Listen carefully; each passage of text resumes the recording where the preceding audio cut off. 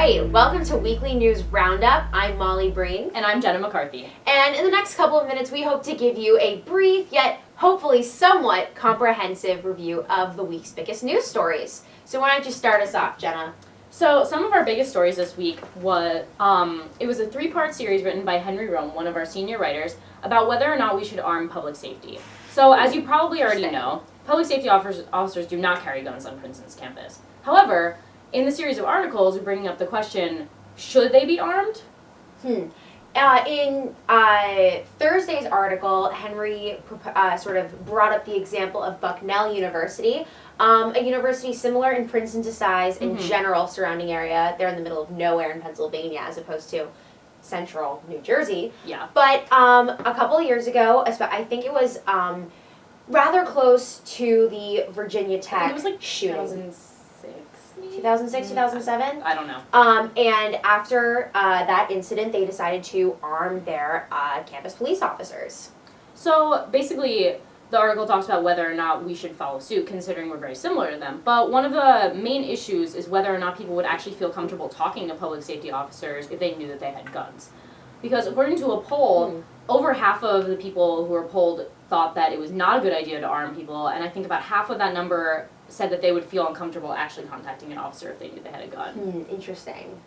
Well, we will see what happens in the continued discussions as to whether or not peace should pack heat. Well, basically, just one more thing. This issue was brought up because there actually were gun scares on Princeton's campus. Oh, yes. None of them were actually real guns. But, just brings up the question. If there were a deranged gunman on campus. Who knows? All right. Moving right along to a sad, not a sad story, but a story of plight as Joshua Vandiver, a graduate student in the politics department, and his husband, Henry Velandia, continue to petition the Justice Department to prevent Henry from being deported to Venezuela. So under the Defense of Marriage Act, or DOMA, basically, the government is prohibited from sponsoring same-sex couples, so this doesn't allow Henry to get his green card because his husband can't sponsor him. So the two of them are basically fighting this whole legal debacle. Yeah, they've been petitioning the Department of Homeland Security, and the reason why we ran a story this week is because last week the White House made a public statement that they found the Defense of Marriage Act unconstitutional, and they have made requests that the Justice Department stop upholding it, and 2 senators, I can't remember which ones, are planning on introducing a repeal of the Defense of Marriage Act. So good luck to Joshua and Henry, and if you haven't already, you should join their Facebook group. I think it's called Save Our Marriage. Save Our Marriage, Stop the Deportation of Henry Velandia. Yes. Okay. So our last story that we're going to talk about is an update on the Arts and Transit neighborhood. So Molly, do you want to introduce the background? I'll take it away, Jenna.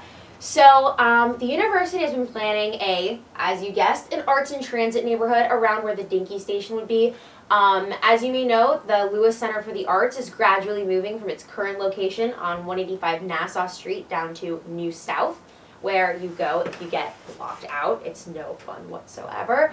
There will be plans to build new theater spaces to consolidate fine arts on campus. There would also be a proposed community parking lot and a relocated, redesigned Dinky station. Now, the university has been getting into some sticky territory trying to get zoning codes changed. So we will see what happens with that. But this week, after discussions broke down a few weeks ago, they opened back up. And I think University Vice President and Secretary Bob Durkee, class of '69, is very happy about that. Happy Durkee. Yeah, because before, I think the town-gown relations were getting a little strained over talks of this neighborhood, but hopefully everything will work out in the end, and we will have a beautiful new arts and transit neighborhood. But we'll be graduated anyway, so it won't matter. But for you future Princetonians, you'll get to enjoy it. All right. Now that wraps us up for this week. I'm Molly Brean. And I'm Jenna McCarthy. And we sincerely hope you will join us next week for another edition of Weekly News Roundup.